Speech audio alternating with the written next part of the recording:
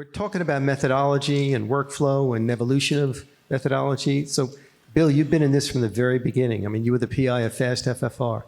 And you're the father, one of the fathers of wire-based physiology. So characterize for us how you put this in perspective in terms of the evolution of doing workflow-driven. I don't want to say simplified because that's the wrong word, but more user-friendly physiology as part of routine PCI. Yeah, thanks, Marty. I think streamline may be a good term because this really streamlines your workflow. So, historically, before we had this available to us, after we did a diagnostic angiogram, we'd ask for the guide catheter, we'd give some more heparin, nitrates, bring up our wire, equalize, blah, blah, blah. The steps. It takes a little while. and that would just give us one vessel. Then if we had to do another vessel, or if we wanted to do serial lesions, it gets even more complicated.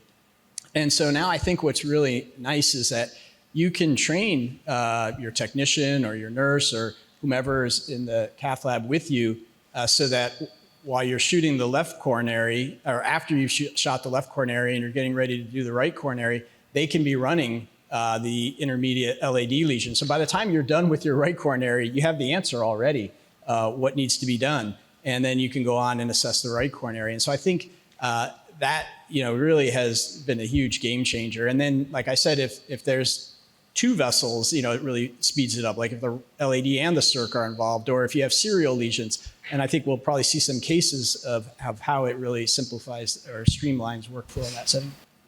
It's interesting. While I've been here at TCT, I had a patient who I sent to the left main. It was an osteo-LAD. I sent to the left main to the LAD about 3 months ago, and got readmitted with chest pain. The referring tried to manage as an outpatient and then came in. And I, of course, was like, I must have missed something. There must have been something wrong. The stent was totally fine. And our colleague, Mike Collins, did the case just yesterday, Friday. And essentially, he came back to me. And he's sort of a senior physician, probably not an early adopter of a lot of things. He came back to me and said, the stent's fine. And by the way, the FFR in the Ramus, the LAD, and the circ are these three numbers by angio FFR.